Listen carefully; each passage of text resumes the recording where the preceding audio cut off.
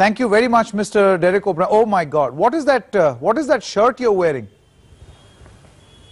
No cab, no NRC. Well, yes, it's not a t-shirt, it's a shirt, but same thing. Yes, it says no NRC, no CAB. Actually, Mamata Banerjee, the chairperson of the All India Trinamool Congress, has really got this going.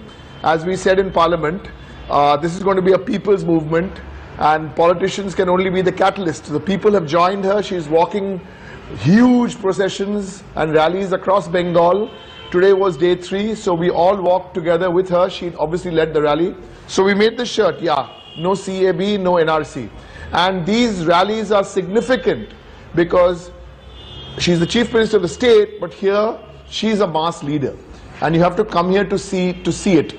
There is music, there's poems being spouted, because the message from Mamata Di is that yes, you are angry, we are very, very angry, but she's telling the public, if you're angry and you want to express yourself as anti-CAB and anti-NRC, we won't have it in Bengal, yes, but channelize your energy in a positive way.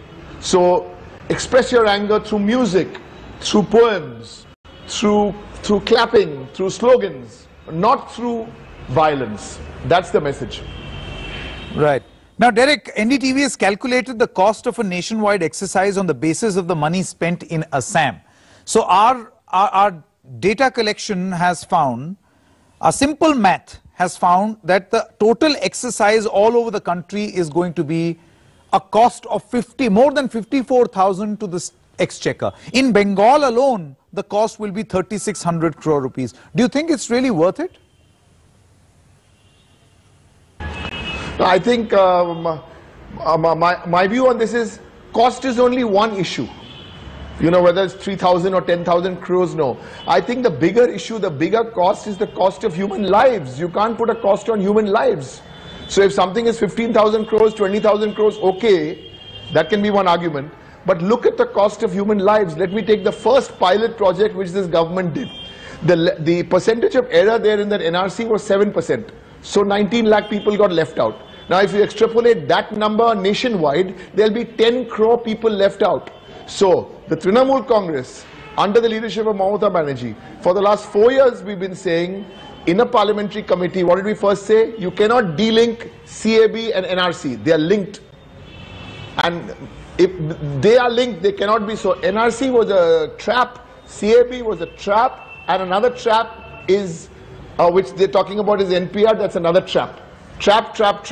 At the end of it all, nothing will work, and this political party, the BJP, Mr. Modi and Mr. Shah, we've told them a lot in Parliament, they'll fall into their own trap. Because what we are really seeing for the first time, and I'll tell you, Shingood land rights, farmer rights was a big movement in 2006. I have never seen anything like this. When Mamata Banerjee is hitting the streets, people across age groups, across the demographic, they are all joining. And you yourself have been seeing, your channel is one of the few channels, and I'll say this with a spine, to show the protests which are happening in Boston.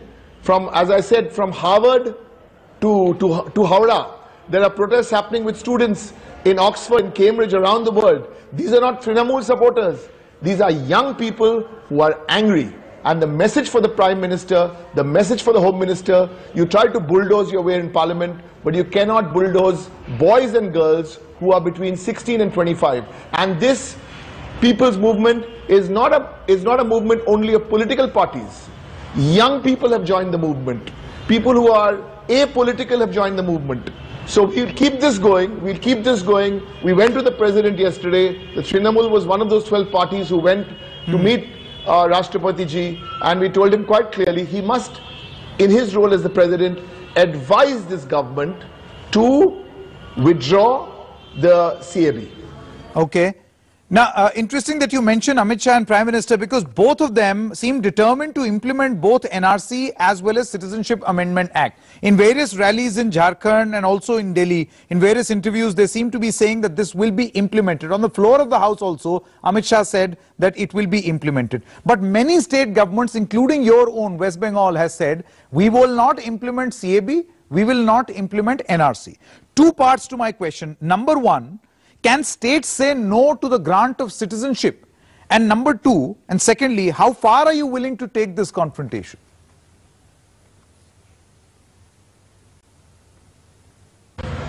You see, Mr.